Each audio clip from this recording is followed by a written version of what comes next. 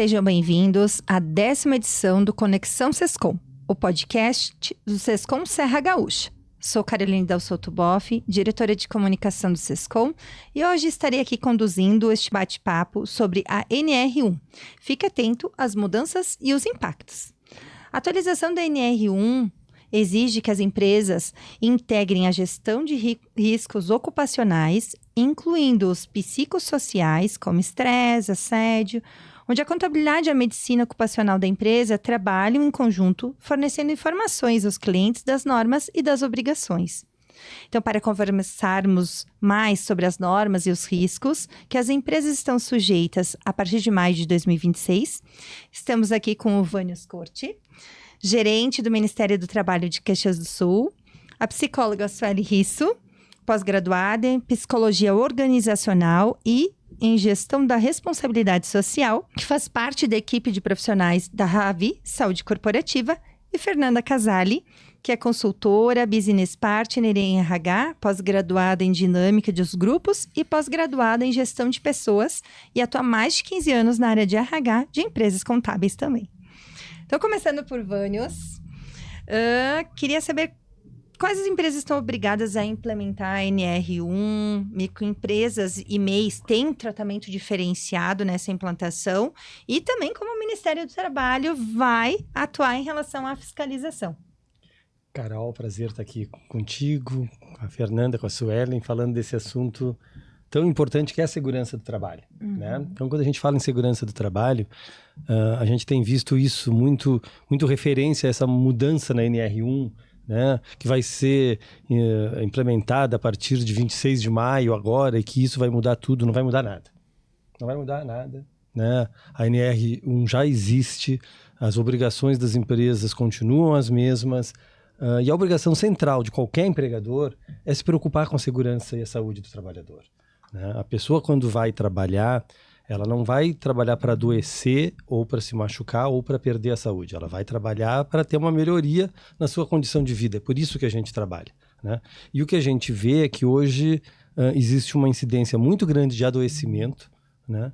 De todas as áreas e de acidentes nos empregadores.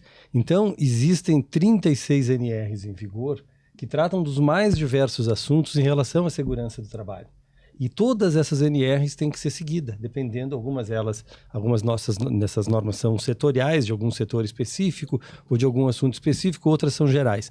Todas elas têm que ser seguidas pelos empregadores, né, para evitar esse adoecimento e esses acidentes. O que a NR1 faz, e ela já fazia antes, e essa modificação num capítulo específico dela, o que está sendo modificado agora é o capítulo 1.5 da NR1, ou seja, não é toda ela, é um capítulo específico, né, que traz algumas regras que devem ser observadas, que devem ser cumpridas, né? Fala, inclusive, da inclusão dos riscos psicossociais, né? Dentro dos riscos ergonômicos, ou seja, já é necessário avaliar, não é novidade isso também, né? Talvez não estava sendo dada uma atenção devida, mas já existia. Depende por quem, Carol. Assim. Porque, entendeu? Porque muitos empregadores já estavam dando, porque já sentiam que esse era um problema que existia, né? Se tu pegar a NR1, ela tem mais de 7 mil palavras. Né? 3 vezes ela fala em psicossocial. Ou seja, não é que ela é uma norma sobre os riscos psicossociais. Sim. Ela é uma norma genérica de segurança e fala, né, en passant sobre os riscos psicossociais. A própria NR17, que fala de ergonomia e que é onde estão os riscos psicossociais, também tem 3 vezes.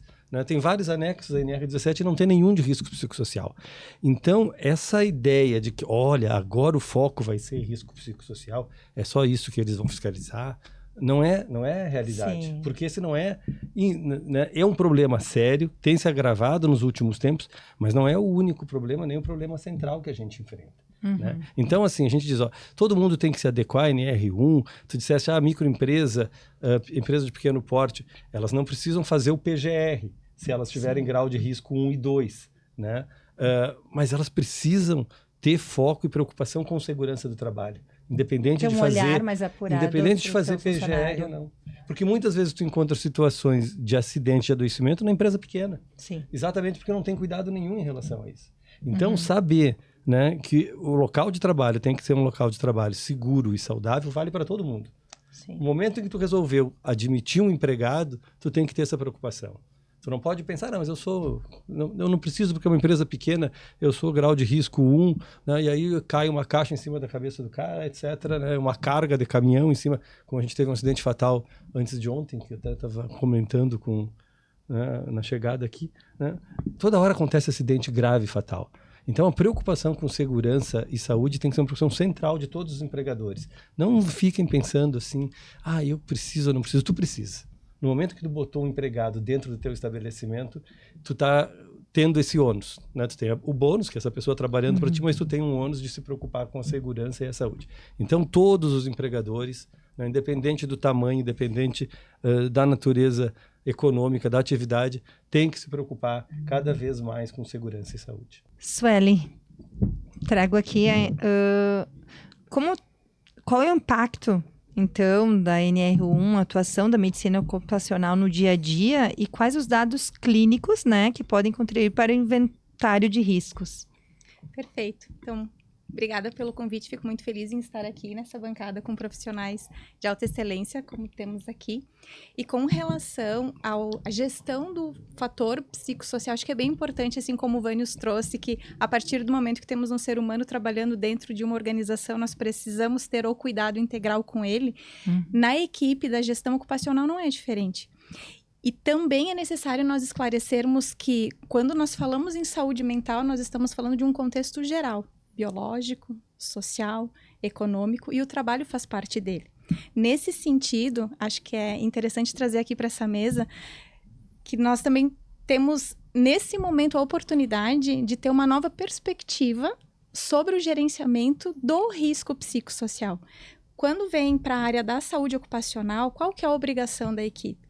Manter os registros atualizados, ter uma compreensão integral da vida daquele ser humano que está na sua frente. O médico, o enfermeiro, o técnico, o assistente, enfim, quem estiver ali fazendo o atendimento, também ter um conhecimento a respeito do adoecimento do trabalhador com relação ao ambiente em que ele está e a importância de ter uma conexão com a sua realidade individual. É bem importante também, pessoal, a gente entender que dados clínicos dizem respeito à vida do indivíduo. E que esses dados clínicos, quando nós olhamos para a compreensão organizacional, eles têm que estar coerentes com o rastreio do risco. Então, por exemplo, nós fizemos lá o levantamento dos riscos psicossociais e identificamos que há um risco muito alto quando a gente fala de assédio moral, sexual. Eu preciso ter documentado e registrado se dentro daquele setor existem documentos que demonstrem afastamento relacionados a esse risco. Isso é muito importante, isso protege o empregador, inclusive. Então, assim como o Vânios trouxe a importância, né, de nós olharmos com essa visão ampliada, na gestão ocupacional, isso também é muito importante. Cada um fazendo o seu papel dentro desse contexto integrativo. Sim.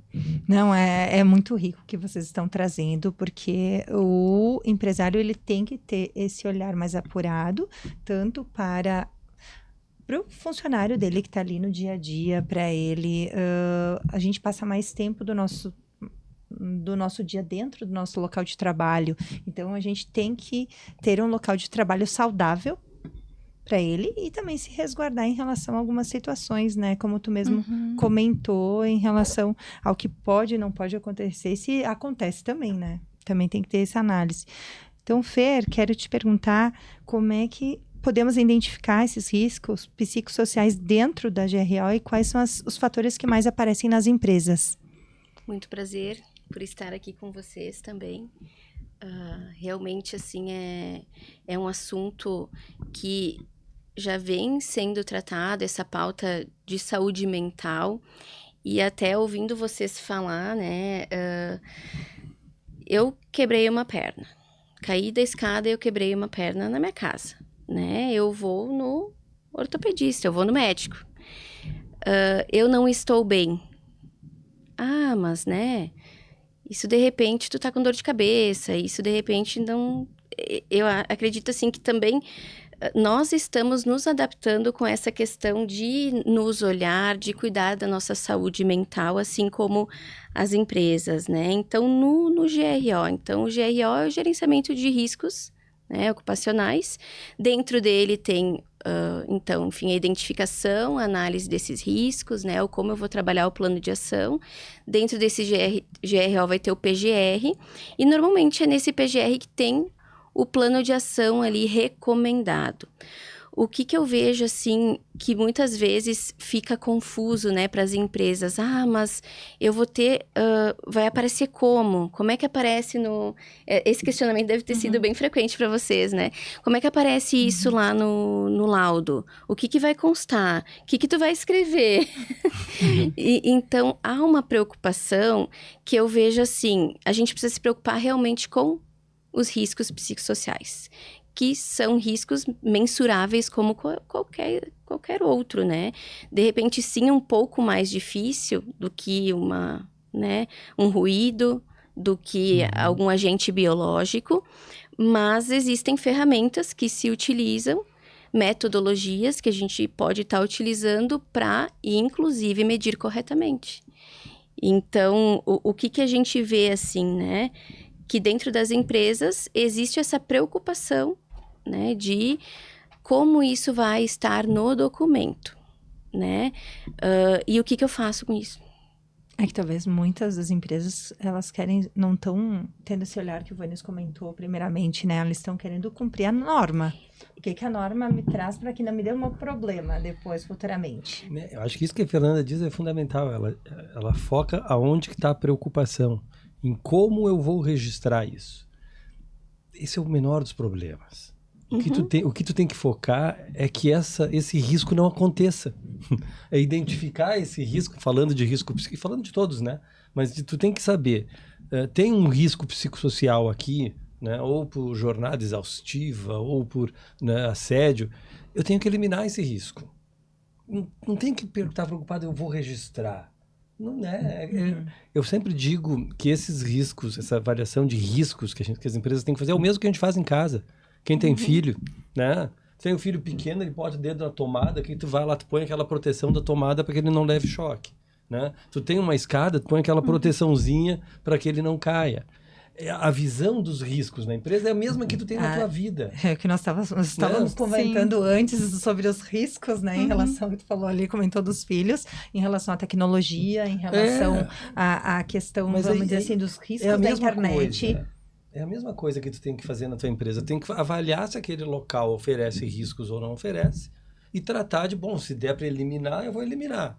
Se não der, eu vou ter que adotar algumas medidas para reduzir esse risco, controlar, né? Então, a preocupação, que é o que a Fernanda diz, preocupada em como registrar.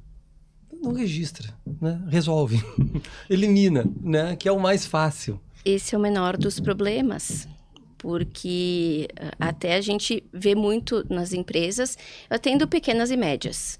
De repente, as maiores estão com uma estrutura melhor já. Não estão. Não? Tá. Como eu não atendo as maiores, fala aí, Vânia.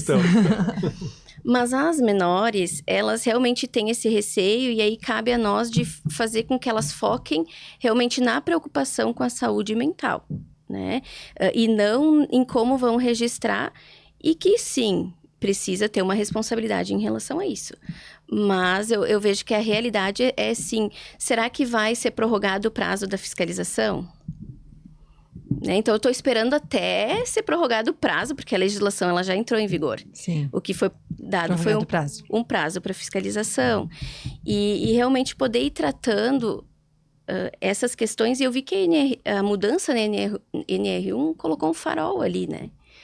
Uma lupa. Então, vamos olhar para isso, vamos tratar essa questão do psicossocial dentro das empresas. A gente vinha falando que tem fatores externos também, ter bons profissionais que identifiquem realmente o que é do trabalho e o que não é, porque a gente não está passando por um momento nem de sociedade, nem econômico, de tecnologias fácil. A gente está passando por um momento de muita transformação e transformação rápida. Então, tem vários fatores, né, que influenciam na saúde mental de uma pessoa.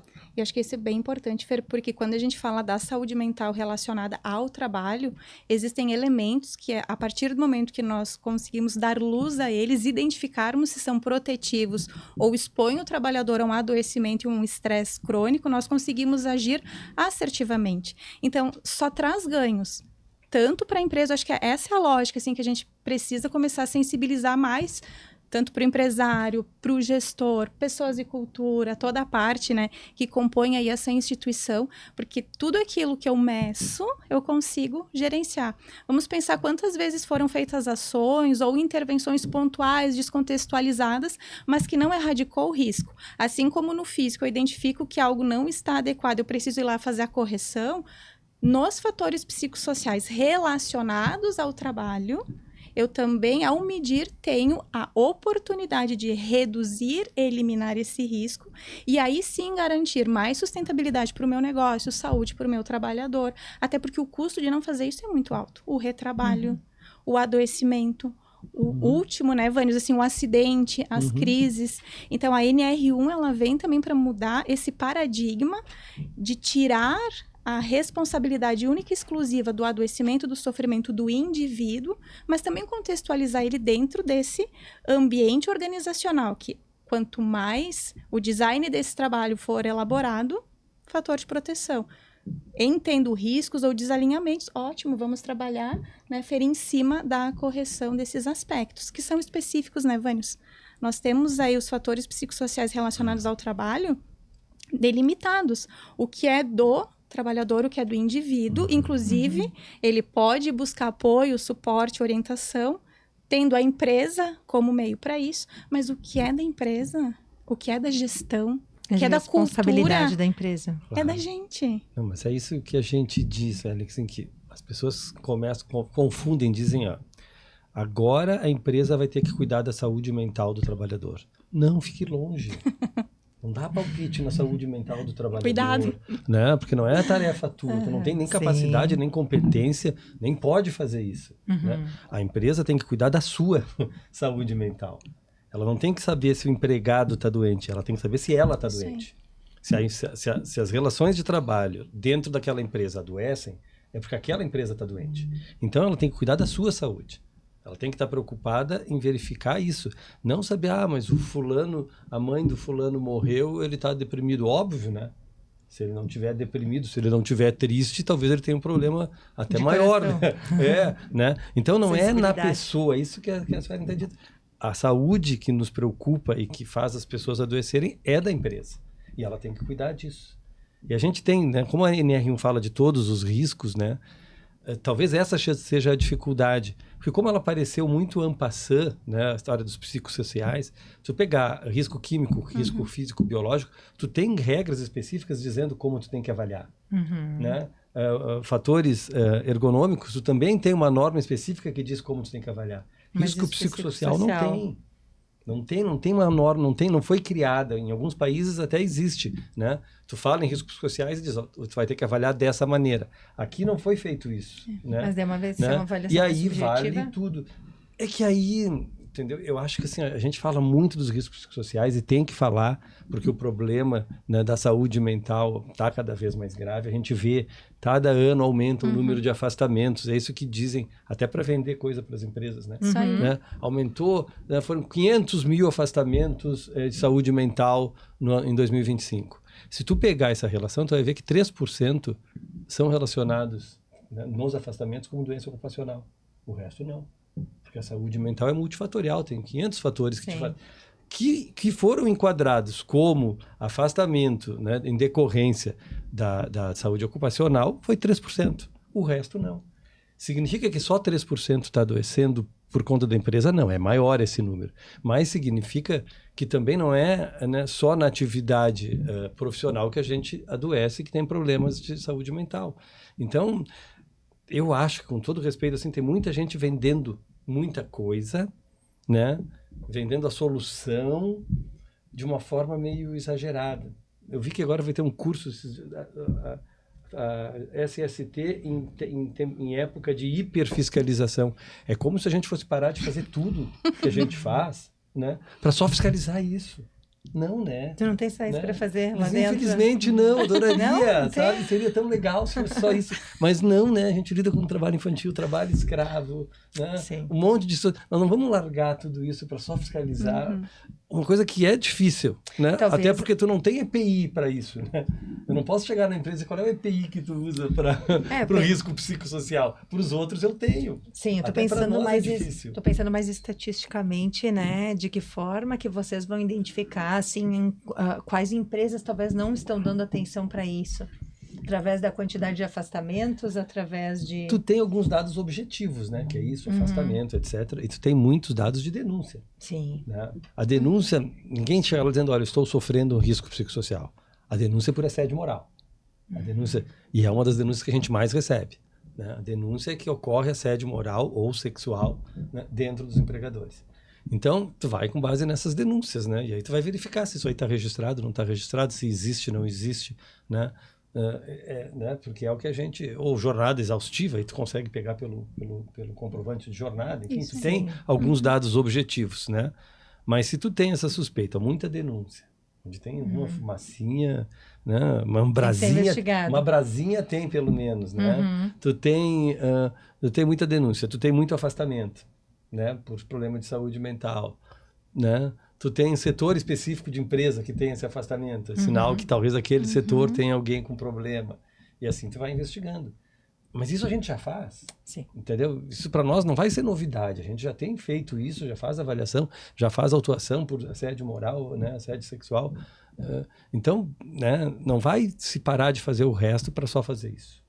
Tá? Como alguém tem dito, e as multas podem chegar a não sei quantos mil. Não podem. Né?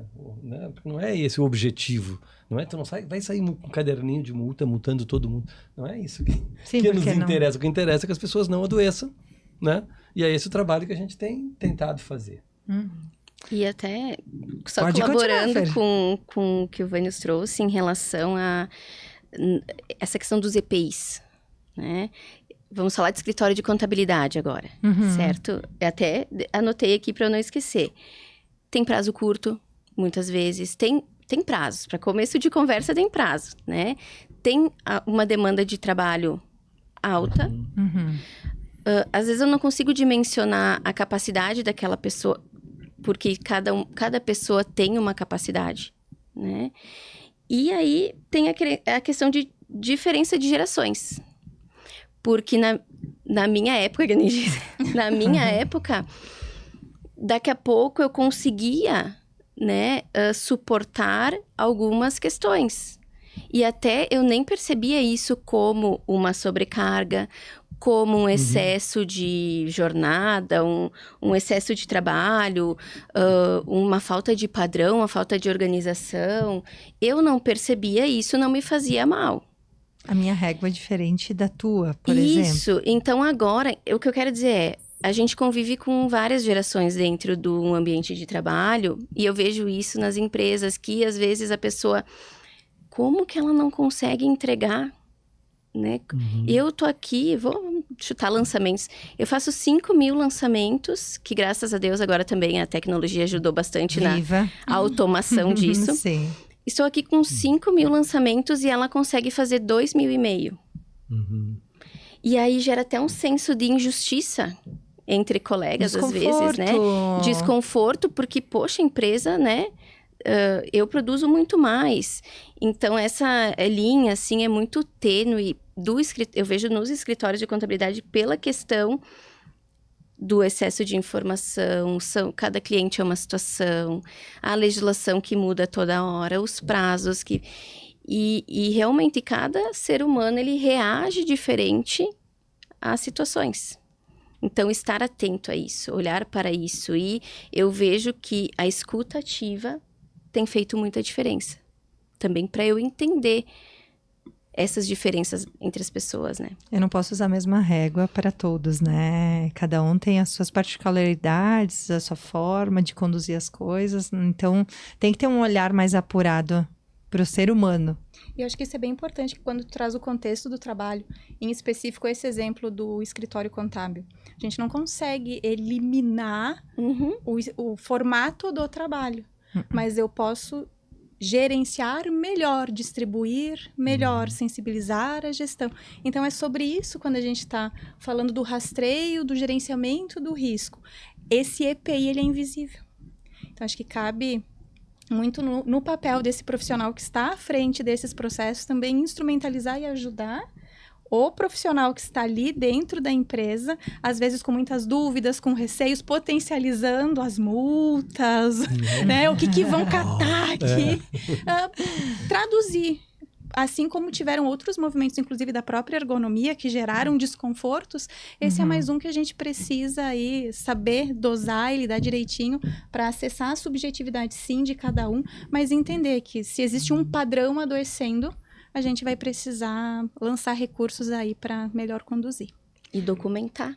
Não, e essa subjetividade não é só do trabalhador, né?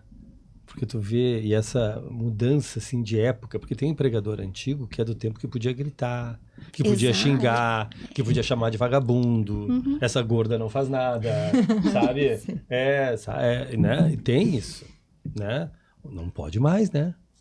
Nunca pôde, na verdade, mas né, não se admite mais. Menos tolerável. Né? E acontece, as pessoas, toda semana, não ia dizer todo dia, mas toda semana aparece lá gente dizendo que o empregador gritou, né? Ou o dono, empresas menores, ou o supervisor, que gritou, que ofendeu, que... Né?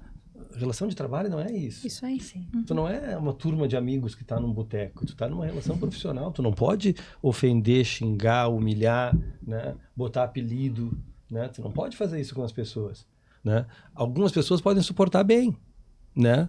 Outras podem não suportar. E aí tu tá, né? Como é que tu vai estabelecer esse limite? O limite é que não pode, né? Então, é complexo, né? Porque a gente está falando de relação humana, né? A gente está falando dessa relação humana que é tão difícil, né? De lidar. Cada pessoa sabe como é que vai acordar amanhã, como é que vai estar teu humor, o que tu passou. As pessoas chegam diferente todo dia. Então, tu tem que ter um cuidado muito grande, né? Nisso, para tu não estar praticando situações que possam levar ao adoecimento, ao afastamento. E o limite da própria pessoa. Sim, cada uma tem um, né? Cada um tem um limite. Né? A gente passei por uma situação de denúncia por assédio moral e depois outra pessoa se sentiu confortável para denunciar porque ela não tinha entendido como assédio moral. Mas ela também tinha sofrido. Só que aí quando ela viu, às vezes nem a pessoa se dá conta do assédio que ela está sofrendo. E quando ela se dá conta disso, mas também aconteceu comigo isso. E essa questão de documentar as informações, quando eu converso com alguém, quando eu uso um EPI invisível, documentar, a gente não está acostumado a documentar, porque tu entrega um EPI, tu tem a ficha do EPI. A governança das empresas também vai precisar mudar, porque, Vânios, chega lá num escritório de contabilidade, não está documentado, não está feito. Não está feito, né? A não ser que a gente fale com algumas testemunhas ali, tu pegue algumas evidências. E sabe que o escritório de contabilidade é sempre o culpado. É a melhor coisa. Tu chega nas empresas. Tu chega nas empresas. Não, tu chega nas empresas e tu diz, mas isso aqui tá errado. Isso é culpa do escritório. Vê lá com o meu mas contador. Tu deixou de fazer isso. Mas isso é culpa do escritório. Então, o escritório é isso. Então, essa preocupação dos escritórios, e realmente dizer, formaliza. Só que como é que eles não põem na cabeça das pessoas, como é que eu vou formalizar num documento meu que eu pratico assédio moral? Porque é isso que tu precisa fazer agora, né? Como é que eu vou botar num documento que eu fiz uma pesquisa, né? E aqui tem assédio moral, tem divergência em relação à ordem, tem trabalho, tem sem sentido, tem jornada exaustiva. Mas eles não admitem, né? Eles admitem, tu vê como é a maluquice, né? Eles admitem colocar o pior risco físico, químico, biológico que existe, eles admitem. Mas eles não admitem que tu coloca... A gente já teve profissionais que vieram nos falar isso, que fizeram um levantamento, chegou na hora, apresentaram o PGR, o cara disse, não, tira isso. Porque eu não quero que apareça que na minha empresa tem assédio moral. Mas tem? Não, mas eu não aceito assim. Mas o registro também, que eu digo, é o próprio registro das ações que tu estás fazendo. Sim, né? Sim. O que tu tá fazendo para mitigar ou para eliminar isso? E eu acredito que ainda é pior, né? Tocando no assunto de assédio moral ou sexual, quando vem do diretor, do dono da empresa. Porque daí é algo cultural, que ele aceita, porque ele também faz. E aí, Aceita como é que ele ou vai... incentiva. Ou incentiva. E aí, como é que ele vai... Ele não vai querer colocar no laudo mesmo. Às vezes é por medo, sim, de estar escrito aqui algo que eu também não concordo. Porque essa empresa em específico que eu citei, o diretor, nossa, ele... Não, isso não vai acontecer mais na minha empresa. Isso é inadmissível, né? Eu não aceito que aconteça isso aqui. Então, teve um posicionamento correto. Agora... Talvez não tinha chegado ao conhecimento dele tudo o que estava acontecendo. Nas Não. empresas maiores, isso fica mais difícil de controlar, né? A partir do momento que tem gestores, né, mais para baixo que, vamos dizer, talvez não trazem informação por proteger certas situações. Sim. Gente, o papo tá bom, muito produtivo, mas vamos fazer um breve intervalo e voltamos ao nosso segundo bloco.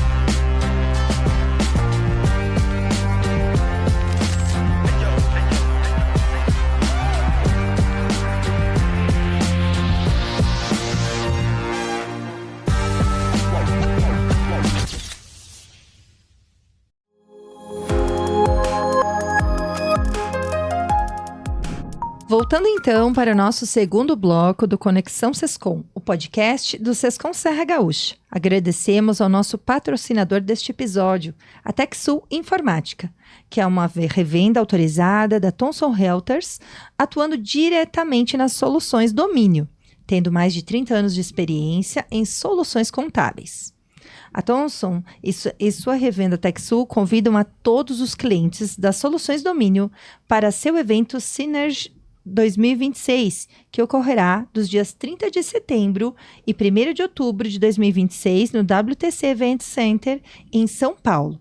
Serão 2 dias de conexão, conteúdo, inovação e troca de experiências para acompanhar as transformações do mercado e olhar para o futuro com ainda mais estratégia. Seguindo aqui com o bate-papo sobre NR1, mudanças e aspectos, conosco nesse segundo bloco, Vânios, Sueli e Fernanda. Agora, não faremos mais perguntas direcionadas. Então, é uma rodada de bate-papo.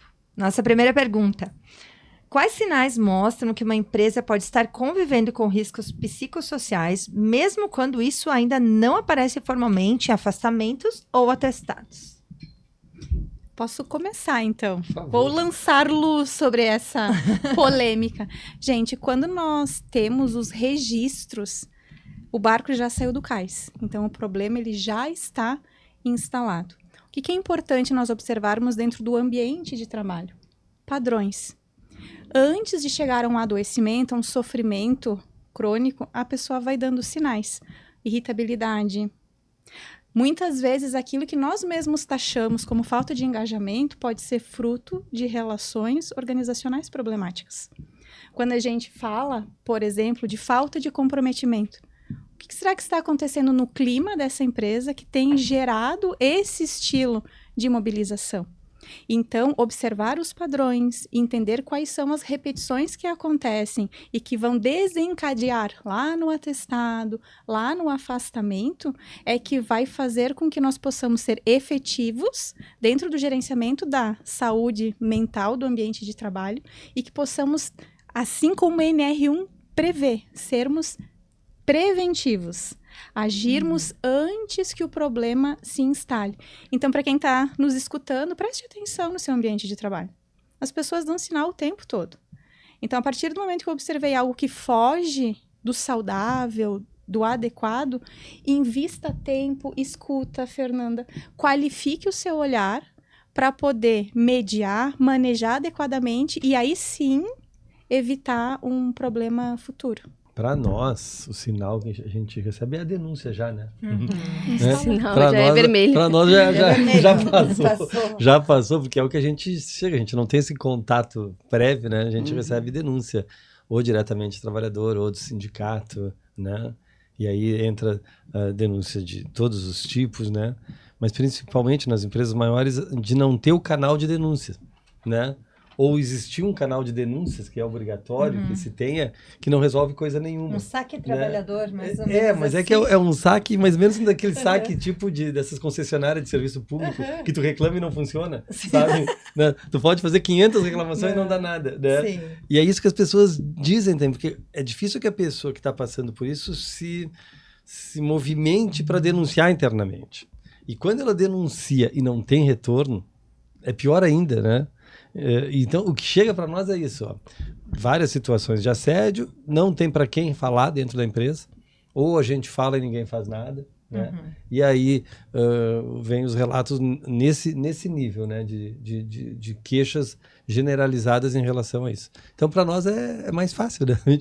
Os nossos sinais não são, né, como vai ver se está mudando, não. Para nós, né? Por isso que eu digo que é um problema a gente, porque ninguém bate no Ministério do Trabalho lá dizendo, nossa, eu estou tão feliz, meu empregador é tão legal, eu ganho tão bem, meu ambiente de trabalho é tão bom. Então a gente tem que estar se cuidando sempre para não ter essa visão achando que todo mundo é ruim, né?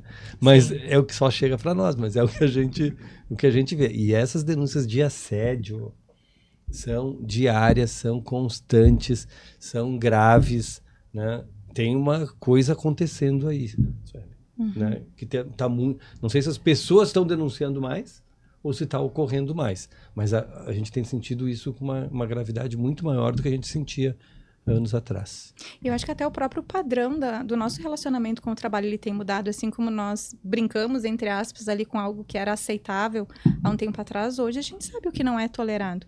E falando dos canais formais, do compliance, dos canais de ética, como é importante o trabalhador se sentir seguro para usar esse recurso que é dele, é legítimo e que, inclusive, protege o empregador, porque a partir do momento que eu tenho um canal para denúncias, eu estou disposto a gerir aquele risco que está implícito nas relações de trabalho. Então, acho que é um misto, sabe, Ivânios? Eu também escuto muito, acolho muito trabalhador que vem com queixas relacionadas ao assédio, não só moral, sexual, enfim.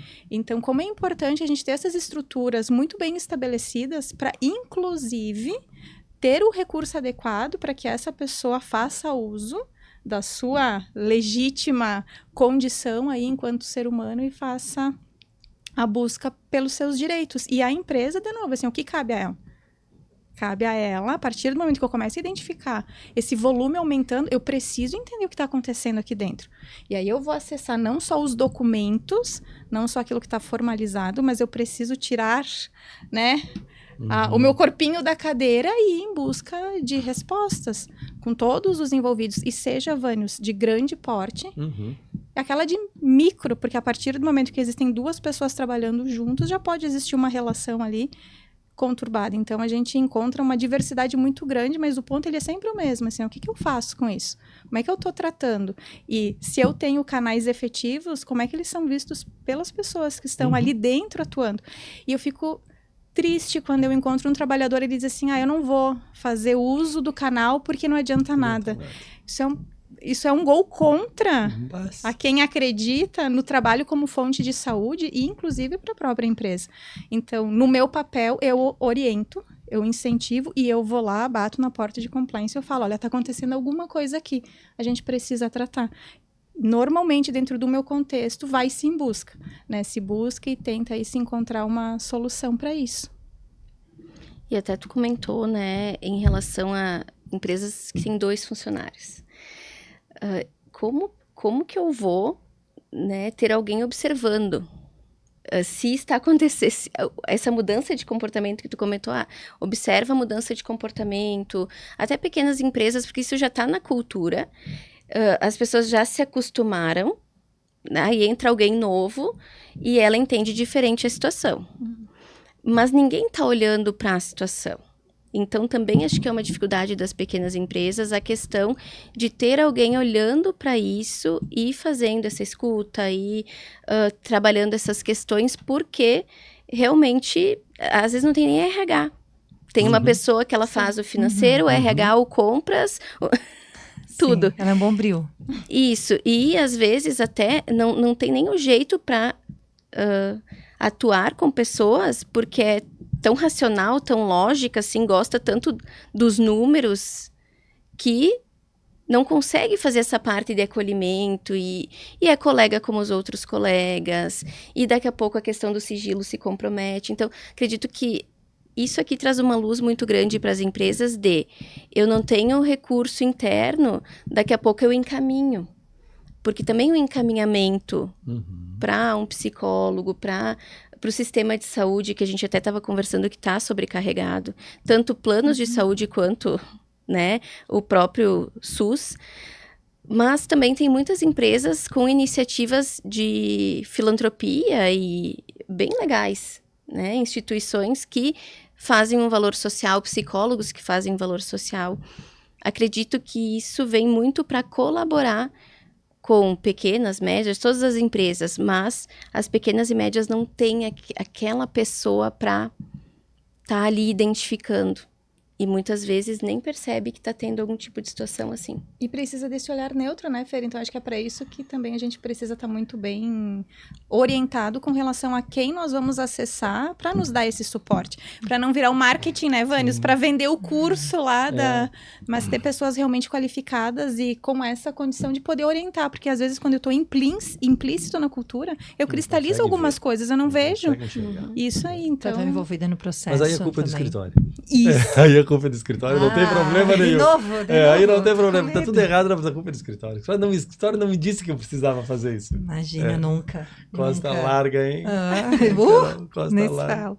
Última pergunta, então, para nós, né? Como os contadores e profissionais que apoiam as empresas podem contribuir para que a pauta da saúde mental não seja vista só como uma obrigação legal, mas como uma estratégia de sustentabilidade do negócio? A Fer é a nossa especialista em escritórios. Vai lá, Fer. O que eu vejo, assim, dentro da área contábil, o contador, ele cuida dos números da empresa. E quando tu tem uma alta rotatividade, quando tu tem um absenteísmo alto, né? Enfim, alguns fatores, alguns indicadores, o contador, ele tem, e ele tem o custo disso.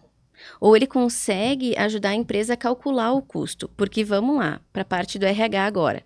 Eu tenho um indicador de absenteísmo, mas eu não tenho o custo disso. Ou o custo de uma rotatividade. O custo de, daqui a pouco, aquela pessoa que ensina, meu Deus, ela já passou, ensinou, escritório tem muito disso, né? Escritório tem muito disso, gente. Ensinei, a pessoa ficou na experiência, aí vem outra pessoa, a pessoa não se adaptou, porque realmente tem um perfil específico para escritório, não são todas as pessoas que se adaptam. Que aguentam aquele ritmo. Não só o ritmo, mas as mudanças constantes, a diversidade de informações que se fazem necessária, o prazo de entrega de declarações, que isso também é uma pressão muito grande que se tem, então é complicado. E isso é gerir riscos. A partir do momento que eu identifico o padrão do trabalho e a condição do indivíduo, eu estou protegendo ele. Então, quando a gente fala tem que ter um perfil específico, é importante esse olhar, porque a gente gerencia dispor alguém, talvez que não tenha condições internas de regulação para este estilo de trabalho, está exposto Só que muitas vezes a gente só vai identificar no decorrer do processo, né? A gente não consegue identificar numa entrevista, numa conversa. Nem a pessoa, porque ela nunca atuou muitas vezes na área. A gente está inserindo ela no mercado de trabalho contábil. Então, fica complicado também a gente dizer assim, vai dar certo essa, vai dar certo aquela, vai isso. A gente vai ter que ir dependendo muito de como foram as conduções, de como a gente for também, né, orientando a pessoa, que eu acho que é isso que mais influencia na questão de ela saber como lidar com as obrigações do dia a dia, é saber orientar ela, tu não precisa te preocupar tanto com isso, né? Eu sei que temos isso para fazer, mas dá prioridade para isso, não tem problema. E o acolhimento. o acolhimento de quem está. Então, o ambiente de trabalho diz muito. Eu estou sendo acolhido, eu estou passando atividades, e isso é uma coisa que a gente pensa muito lá no escritório, né? Eu estou passando atividades conforme também a pessoa está conseguindo absorver, porque se eu falar tudo, o que ela vai fazer no futuro, ela sai correndo. Já. Não aconteceu já, não sei pra ti, acho que só nos outros. Só não nos aconteceu outros, no nos meu, não. nossos. Da pessoa entrar, trabalhar amanhã e não aparecer mais, sumir do Obrigada, mapa. não volto mais, um bilhete. Porque... Não, ela não aparecer, não atender o telefone, daqui uma semana ela te manda uma mensagem, conseguir outra vaga de emprego. Isso, mas ela realmente se assustou. Sim. E muitos relatos eu escuto também. Nossa, no início eu achei que era um monte de coisa, um bicho de 7 cabeças e não, realmente, para quem tá entrando é muita informação, mas tô dando conta, Mas tá a partir legal. do momento que ela vai se inserindo no processo, vai entendendo que não é tudo aquilo, né? Que não é um bicho, como mesmo comentou, que, vamos dizer assim, que existe bastante trabalho, porque escritório de trabalho existe essa situação. Então, é que ela tem que ir indo um pouquinho por vez. Isso Vai aí. focando uma coisa de cada vez. Não adianta eu sofrer, que eu digo mal do século é a ansiedade, desculpa, Mas né? é. Não sei se eu tô E é errada. mesmo. Mas é. Mas é a questão de eu não tenho que pensar, meu Deus, lá na frente, meu Deus, eu tenho que fazer isso, eu tenho que fazer aquilo. Não, uma coisa por vez, porque não vai adiantar. Eu não vou resolver meu problema futuro pensando nele hoje. Não vou resolver. Pelo menos eu tô passando uma realidade do que eu enxergo no dia a dia e que também troco ideia com alguns colegas que sofrem da mesma situação.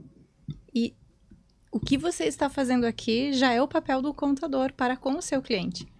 Porque o contador, ele tem um relacionamento muito íntimo, próximo. Ele certeza. é o médico, digamos assim, ali daquela empresa. Então, os questionamentos que ele faz, orientar esse empregador, esse gestor, para além daquilo que é o legal, que são esses questionamentos que a gente está fazendo aqui, é sim o papel do meu contador, né? De poder me apoiar a desenvolver novas estratégias com base nesse amadurecimento, não só legislatório, mas de poder entender a dinâmica desse trabalho e aí me ajudar a proteger o meu negócio, as minhas pessoas e ter esse contexto de trabalho como fonte, não de adoecimento e sofrimento, mas sim de saúde, prosperidade. A gente sabe o quanto o trabalho nos enobrece, nos dá recurso. Ele nunca vai ser neutro. E a partir do momento que a gente entende a nossa responsabilidade nele, a gente consegue tendenciar para um escopo positivo. Eu adoro DEJURS. Quando eu comecei a estudar a dinâmica do trabalho, e tem uma frase dele que eu levo para minha vida, que é: trabalhar não é tão só produzir. Trabalhar é ainda viver juntos. Então, que a gente possa também se valer desse espaço enquanto apoio para as empresas, para os trabalhadores e acreditar, sim, nesse ambiente como fonte aí de satisfação, de identidade positiva e criar recursos cada vez mais saudáveis e essas taxas irem diminuindo. Eu ainda sou uma otimista incorrigível, Vânios. Que bom. Então... Eu tenho que ficar mais perto de ti, porque eu vou ficando cada vez mais pessimista, entendeu? Então é bom que a gente tenha esse sentimento, viu, Célia? Porque, né? Eu acho que é isso, é fundamental, eu acho que essa visão do trabalho, isso. Né? E hoje a gente ouve uma reclamação de todo mundo, ninguém mais quer trabalhar. Mas e o custo do desemprego, gente? E ficar desempregado, a a gente comentava hoje o aumento da... Não, mas sabe, as pessoas dizem, ninguém mais quer trabalhar, mas tu pensa, as pessoas talvez não queiram se submeter àquele tipo de trabalho, né? Aquele tipo de situação, porque elas passam e que elas vão lá e não talvez seja uma fragilidade da pessoa, ou talvez tenha mudado mesmo a realidade, né? Eu me lembro de alguns empregos que eu tive que era uma bomba, entendeu? Mas tu não tinha escolha, né? Tu ficava lá e tocava, né? Era a vida. Hoje tem, né? E as pessoas, acho que quem né, necessita de empregado tem que pensar nisso. Mas né? é uma questão, olhando como empregadora, que acho que os dois lados têm que olhar para a situação, né? É uma responsabilidade. Sim, é uma responsabilidade entre os dois lados. Com certeza, né? Mas é que antes uma vez tu não tinha opção. Agora, por exemplo, eu vou trabalhar lá, não gosto, eu vou pegar uma bicicleta e vou fazer entrega.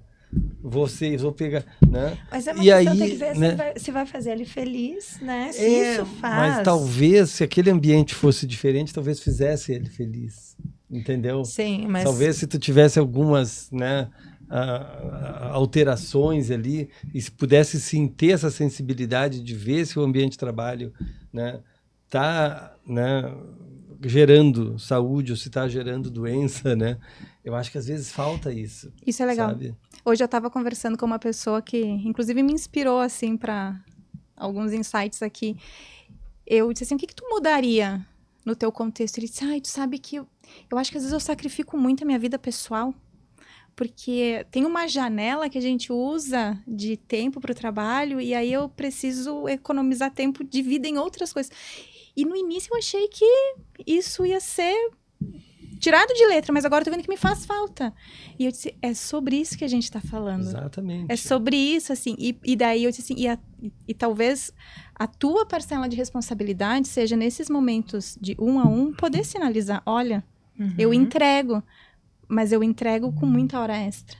Eu dou conta, mas eu dou conta custando a minha vida pessoal. Então vamos reorganizar aqui, Sim. porque a gente também precisa sinalizar para que haja uma mudança estrutural. Tem que ter tempo para porque tudo. isso vai ter limite, né? Isso aí. Ele vai chegar num limite, né? Que aí, Sim. entendeu? Não vai mas nessa aguentar situação mais. já excede o normal, né? Eu acho que tem que ter um tempo para tudo.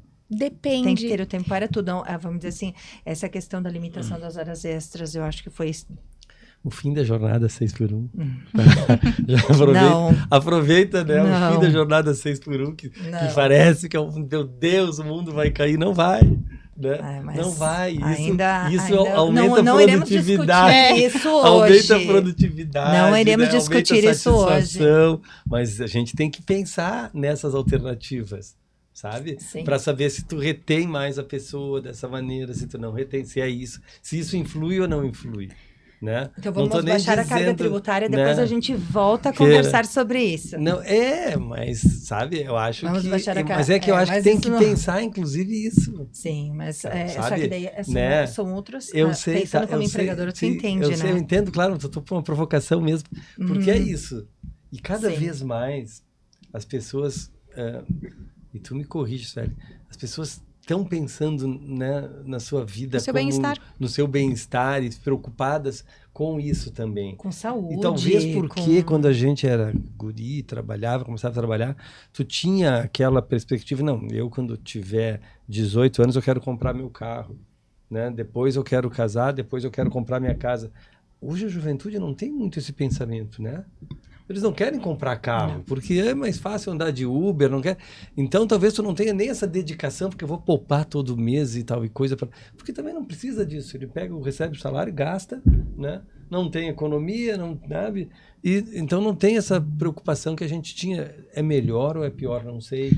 Mas é diferente. Tem um melhor ou um pior. Mas é diferente do que a gente era. Dos objetivos do que a pessoa quer para ela. Mas e a gente... Então, eu acho que talvez, né, os empregadores têm que pensar nisso, que também se mudou muito a forma, né, de... Tipo, eu tenho 3 contratos na carteira de trabalho. E acabou. Hoje, se uma pessoa que tiver 3 registros na carteira de trabalho, as pessoas não querem que trabalhe, porque o cara fica muito tempo, não é muito dedicado. Não, aí eles sim querem. Não, mas tem empregador que diz que não. Que o cara é acomodado, sabe?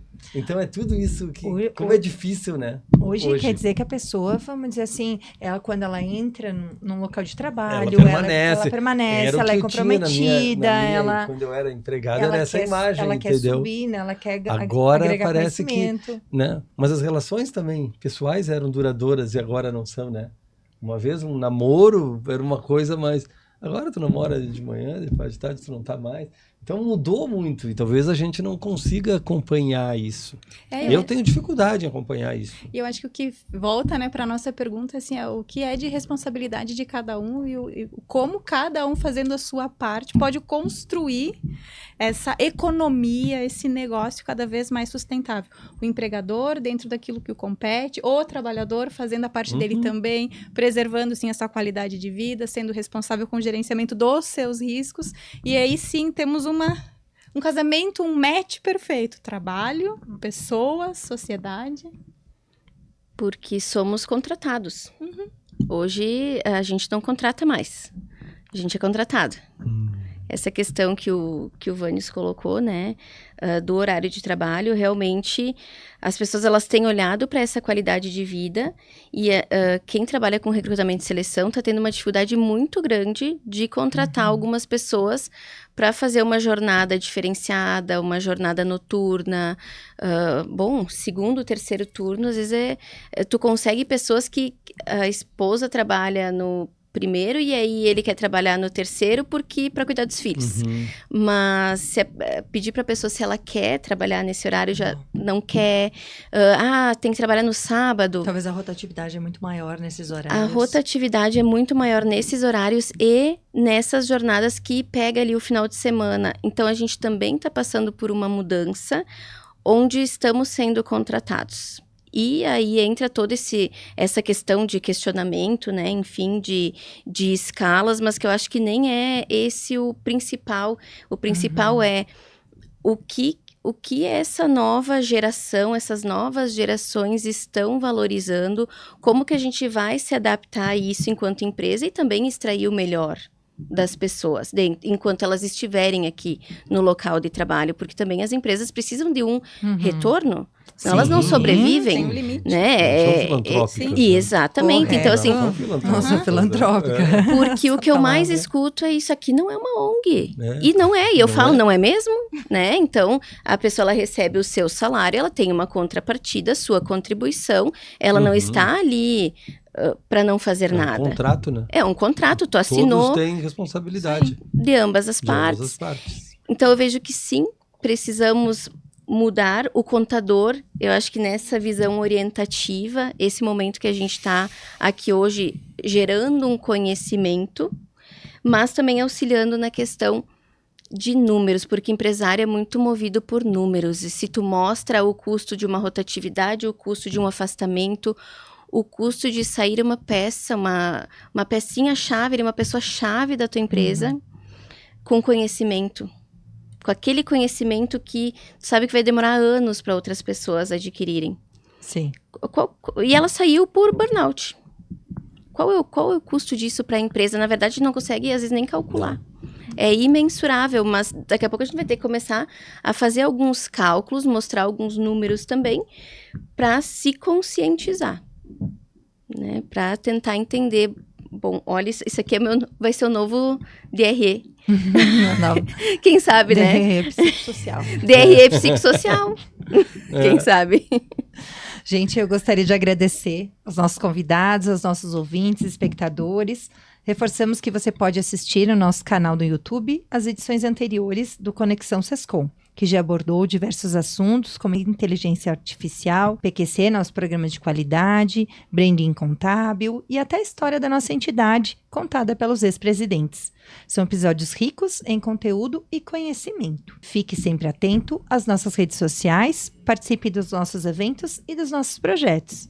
O nosso podcast é bimestral e fica vinculado ao nosso canal no YouTube. Seja nosso associado e contribua para o fortalecimento da nossa classe.